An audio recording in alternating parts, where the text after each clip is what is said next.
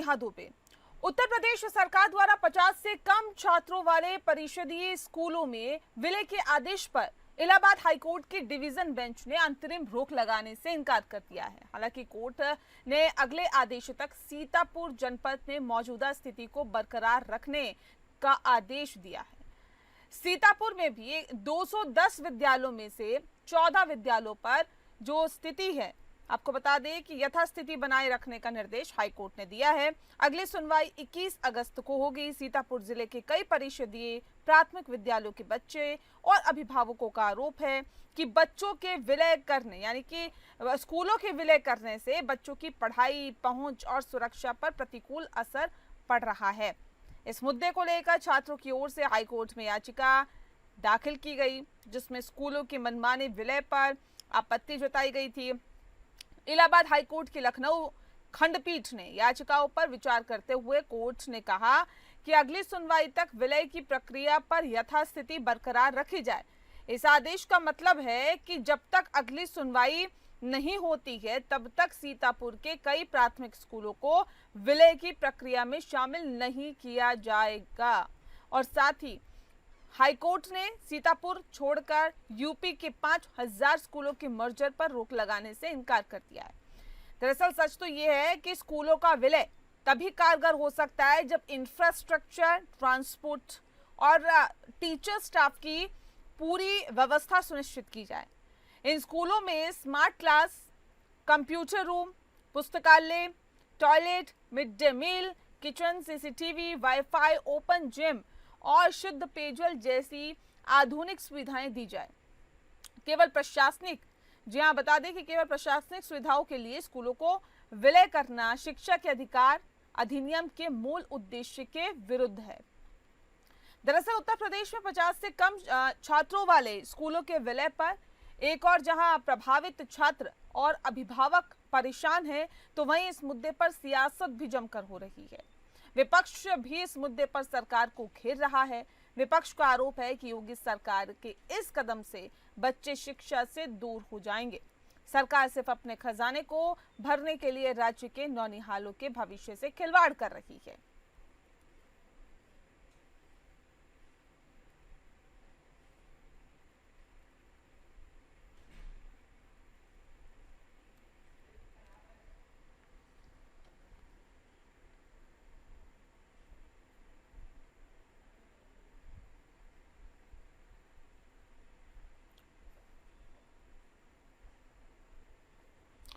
और चलिए इस विषय पे तफसील से चर्चा करेंगे। खास मेहमान हमारे साथ मौजूद हैं, उनसे आपका परिचय करा देते हैं। इस वक्त हमारे साथ डॉक्टर अविरल मलिक जी हैं, प्रवक्ता हैं भारतीय जनता पार्टी के। स्वागत है अविरल जी आपका। अशोक यादव जी हमारे साथ जुड़ गए हैं, प्रवक्ता हैं समाजवादी पार्टी के। बहुत बहुत स्वागत है अशोक यादव जी आपका। जी इस खास कार्यक्रम की शुरुआत अविरल जी आपके साथ ही करते हैं। इसे किस तरह से देखते हैं, क्योंकि इलाहाबाद हाईकोर्ट की डिवीजन बेंच ने अंतरिम रोक लगाने से इनकार कर दिया है मर्जर के पूरे जो भी प्रक्रिया चल रही थी।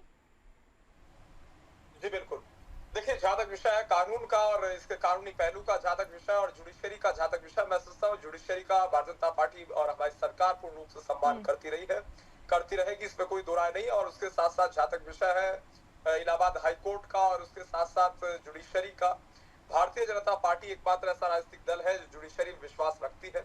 और उसके साथ साथ इस प्रकार से परिवर्तन का विषय और जहाँ तक पर्टिकुलरली अगर इस विषय बात कर ली जाए विस्तृत तरीके से, मैं सोचता हूँ ये शिक्षा तब्दीली की बात है, इसमें कोई दो राय नहीं है। और किस प्रकार से उत्तर प्रदेश के बच्चों का भविष्य सुधरे, छात्रों का भविष्य अच्छा हो, वो सबने देखा है, वो दौर भी देखा है, पिछली सरकारों का दौर। इस विषय में राजनीतिक टीका टिप्पणी कतई नहीं करना चाहूंगा, लेकिन फिर भी इतना कहना चाहूंगा, वो दौर सबने देखा, चाहे किसी की भी सरकार रही हो, उस दौर में किस तरीके से डेस्क बैठने के लिए बच्चों के लिए नहीं हुआ करते थे, सेपरेट वॉशरूम्स नहीं हुआ करते थे स्कूल्स में इंफ्रास्ट्रक्चर नहीं हुआ करता था। और उसके साथ साथ अगर विस्तृत तरीके से स्कूलों में चर्चा कर ली जाए, छात्रों के पास पूरा कोर्स नहीं हुआ करता था। और उसके साथ साथ नहीं तो क्या विलय से क्या होगा, विलय से क्या अंतर होगा, आपको क्या लग रहा है कि क्या बदल जाएगा विलय करने से? यूनिफॉर्म भी नहीं हुआ करती। देखिए मैं एक एक करके जवाब देता हूँ। और उसके साथ साथ अगर स्टाफ की बात कर ली जाए, चाहे अलग अलग सब्जेक्ट्स के टीचर्स की बात हो, क्लास टीचर्स की बात हो, स्टाफ की बात हो, जो रिक्त पद थे वो भरने का काम हमारी सरकार ने किया। और समाजवादी पार्टी की सरकार के दौरान किस प्रकार से भर्ती नहीं हुई वो भी सबने देखा, और भर्ती जब होती थी तब धांधली होती थी वो भी सबने स्पष्ट रूप से देखा है। और उसके साथ साथ जहां तक पर्टिकुलरली बात कर ली जाए, मैं सोचता हूँ अच्छी शिक्षा मिले छात्रों को और एक तरीके से वर्ल्ड क्लास एजुकेशन से उन्हें नहीं, लेकिन विपक्ष तो ये कह रहा है ना कि इस कदम से जो नौनिहाल है वो शिक्षा से दूर हो जाएंगे। सरकार सिर्फ अपने खजाने को भरने के लिए राज्य के नौनिहालों के भविष्य के साथ खिलवाड़ कर रही है। विपक्ष तो ये आरोप लगा रहा है कि अगर दूर हो जाएंगे स्कूल, पहले जो गांव देहातों के स्कूल है उसमें ही बच्चे बड़े मुश्किल से जा पाते हैं, अब जब स्कूल दूर हो जाएंगे तो कितने बच्चे वहां तक पहुंच पाएंगे, ये एक बड़ा सवाल है ना। नहीं देखिए आदरणीय न्याय जी, जहां तक विषय ट्रांसपोर्टेशन का और अगर अन्य फैसिलिटीज की बात कर ली जाए और छात्रों के भविष्य की चिंता की बात कर ली जाए तो निश्चित रूप से हमारी सरकार चिंता कर रही है। और उसके साथ साथ जहां तक विपक्ष का सवाल है, विपक्ष के राज में जब बच्चे स्कूल जाया करते थे किडनैपिंग हुआ करती थी, इन्हें तो उस विषय में बोलना चाहिए। आज पूर्ण रूप से उत्तर प्रदेश में सुरक्षित माहौल है। बच्चे जब बस स्टॉपेज पे वेट करते थे अपने स्कूल बस का, वहां किडनैप होते थे, अखबार बड़े बड़े हुआ करते थे। इस विषय पे भी इन्हें चर्चा करनी चाहिए। नहीं, मुझे बताइए, देखिए उधर की बात नहीं, सिर्फ ट्रांसपोर्ट के लिए क्या व्यवस्था की जाएगी? बच्चे जो एक छोटे गांव में रहते हैं दूर हो जाएंगे अब स्कूल मर्जर के साथ ही, जब इनका विलय हो जाएगा दूर हो जाएंगे, ट्रांसपोर्ट की व्यवस्था क्या होगी? जी देखिए, जो भी आवश्यक होता है वो फैसला लिया जाता है, जो आवश्यक होगा लिया जाएगा। उसके साथ साथ जहां तक ट्रांसपोर्टेशन क्या अभी तक क्या फैसला लिया गया, तो बताइए ना। बिल्कुल मैं बता रहा हूँ, किसी प्रकार की समस्या ट्रांसपोर्टेशन की छात्रों को ना हो, इसकी बखूबी चिंता की जा रही की जाएगी। और उसके साथ साथ जहां तक विषय वर्ल्ड क्लास एजुकेशन से कनेक्ट करने का छात्रों को वो किया जा रहा है। और उसके साथ साथ जहां तक विषय है शिक्षा, तो इससे क्या अतिरिक्त प्रभार नहीं पड़ेगा? क्या इससे भार नहीं पड़ेगा सरकार पर? जी नहीं देखिए, सरकार खजाने की चिंता केवल करती है ऐसा कतई नहीं है। हम छात्रों के भविष्य की चिंता करते हैं। अगर छात्रों के भविष्य एक तरीके से छात्रों का भविष्य उज्जवल होगा, अच्छा होगा, और उसके साथ साथ वो अच्छे नागरिक के रूप में देश की सेवा करेंगे, विभिन्न पदों पे जाएंगे, उज्जवल भविष्य को पाएंगे, तो वही हमारे लिए मुख्य चीज है, इसमें कोई दो राय नहीं है। और उत्तर प्रदेश की सरकार छात्रों के भविष्य के साथ किसी प्रकार का खिलवाड़ किसी रूप में नहीं होने देगी। इस चीज को आप लोगों का मुख्य उद्देश्य क्या है? जैसे स्कूल का विलय होगा, मर्जीकरण होगा, उसके बाद क्या क्या उस स्कूल में होगा? क्या कुछ खास होगा स्कूल में जो अभी लोगों को, बच्चों को नहीं मिल पा रहा है? जी अभी तो व्यवस्थाएं की जा रही है, लेकिन उससे पहले क्या था? कुछ भी नहीं था, वो भी सबने देखा। इंफ्रास्ट्रक्चर तक नहीं था, वॉशरूम्स नहीं थे, टीचर्स नहीं थे, कोर्स नहीं था, कोर्स अवेलेबल नहीं था। और उसके साथ साथ किस प्रकार का इंफ्रास्ट्रक्चर था, डेस्क बैठने के लिए नहीं थी, चटाई बोरी डाल के छात्र किस तरीके से बैठते वो भी सबने देखा है। अखिलेश जी के शासनकाल में, बहन कुमारी मायावती जी के शासनकाल में वो भी बिल्कुल स्पष्ट है। और जहां तक विषय तब्दीली का, तो तब्दीली आ रही है, तब्दीली लाई जाएगी, इसमें कोई दो राय नहीं है। और किसी रूप में शिक्षा तब्दीली आ रही है, तब्दीली लाई जाएगी। अशोक यादव जी, ये तब्दीली समाजवादी पार्टी को क्यों नहीं पसंद आ रही है? तो कह रहे देखिए इन स्कूलों में हम स्मार्ट क्लासेस, कंप्यूटर रूम, पुस्तकालय, toilet, mid day meal, kitchen, CCTV, WiFi, open gym और शुद्ध पेयजल जैसी आधुनिक सुविधाएं दी जाएगी इसके अंदर। फिर समाजवादी पार्टी को क्यों नहीं रास आ रही है? अरे आप ऐसी बात, मैं आपको एक दो लाइनें सुनाता हूँ। अभी मैंने अपने भाई की बात सुनी कि उलझा के रखा है कब से ख्वाबों और ख्यालों में, उलझा के रखा है कब से ख्वाबों और ख्यालों में, जिनका उत्तर नहीं मिलेगा ऐसे चंद सवालों में। मैं समझता हूँ ये जो स्कूलों के विलयकरण का काम है, इसमें 90% भाजपा के कार्यकर्ता ही प्रताड़ित हैं, बोल नहीं पाते हैं। लोगों ने बोलना शुरू कर दिया है। जगदीश धनखड़ ने लोकसभा राज्यसभा से बोलना शुरू कर दिया है। मैं गांव में रहता हूं, मैं इटावा जिले का रहने वाला हूं, भरतना मेरा कस्बा है। आप यहां पर देखिए कि जहां पर पानी भरता है, नदियां भर जाती हैं, वहां पर बच्चों का जाना पहले मुश्किल था। मैं ये आपसे पूछता हूं कि कहीं 35 बच्चे हैं, मेरा भतीजा एक टीचर है, उसके 35 बच्चे थे, जब उसे मालूम पड़ा उसने मात्र 1 महीने में बच्चे 65 कर लिए। आप बताइए, जो ये प्राइवेट स्कूल हैं, यहाँ तनख्वाह लगती है, यहाँ 1500 लगते हैं फीस, और जो टीचर उन्हें मिलते हैं 6000 रुपए, वो 8 घंटे पढ़ाते हैं। लेकिन प्राइमरी स्कूल में जाने वाला जो टीचर है वो 2 घंटे पढ़ा चाहे 4 घंटे पढ़ा जाए ना जाए, उसको तनख्वाह 1.25 लाख मिलती है। सरकार इस पे क्यों नहीं अंकुश लगाती है कि टीचर स्कूल जाए, पढ़ाए? बहुत बदहाली है, बहुत इस पे निगाह रखनी चाहिए आपको। आपकी सरकार है, आप इस पे निगाह रखिए। आप 1.25 लाख रुपए दे रहे हैं तो इससे पूरी शिक्षा है। और मैं ये आपसे देखिए, आप देखिए, मैंने आपसे बोला नहीं, मैं आपके बीच में नहीं बोला, मैं आपके बीच में नहीं बोला, तो कोई फायदा नहीं डिबेट का। आप सुन तो लीजिए भाई। अरे तो हम नहीं बोले, चलिए आप बोलते रहिए। ये भाजपा वालों में कमी है। ये पानी टपक रहा है, दाल में काला नहीं, काले में सारी दाल है। दाल में काला नहीं, काले में सारी दाल है। गौर से देखो जरा देश का क्या हाल है मिस्टर। देश का जो हाल होने जा रहा है, जो कर दिया आप लोगों ने, जो जुलाई में बच्चे पढ़ने जाते हैं 8, 10, 12 साल के, उनमें कावड़ लगा दिया आपने। लाखों बच्चे, हमारे करोड़ों बच्चे कावड़ जा रहे हैं। जब जुलाई में स्कूल भरना चाहिए, जुलाई में स्कूल भरना चाहिए हमारा, तब आपने कावड़ भेज दिए। आप उनका स्वागत कर रहे हैं, आप फूलमाला डाल रहे हैं उनके कावड़ों पे। ये कावड़े बच्चे हैं 12-15 साल के, जिनको स्कूल में होना चाहिए था। आपने धर्म के नाम पर देश को बेच दिया है। आपने धर्म के नाम पर देश को बेच दिया है और जनता इसका दंड देगी आपको। अशोक जी, आपने स्कूल विलय करके जो काम नहीं किया ऐसे है। नहीं, प्लीज अशोक जी, अरे ये अभी मेरी बात नहीं, सुन पा रहे हैं? आप किस ये बीच में कंडीशन क्यों में बोल रहे हैं? आप मैं किस जब बोल रहा हूं कंडीशन तो में क्यों बोल उत्तर रहे हैं प्रदेश बीच को में? छोड़ के गए पूरा थे, देश पहले को मुझे बर्बाद कर बताइए। दिया है। क्या ये उस विद्यालय कंडीशन का में उत्तर विलयीकरण प्रदेश बहुत था? बड़ा नहीं, काला ऐसे नहीं, धब्बा है अशोक जी इस सुनिए, सरकार पर। अशोक जी, इस सरकार की अशोक जी, असफलता का प्रतीक नहीं है नहीं, ये। ऐसे नहीं सुनिए, आप किस कंडीशन में उत्तर प्रदेश को छोड़ के गए थे? जब आप छोड़ के गए थे तो शिक्षा का स्तर क्या बहुत ऊंचा था? क्या बहुत बेहतर था?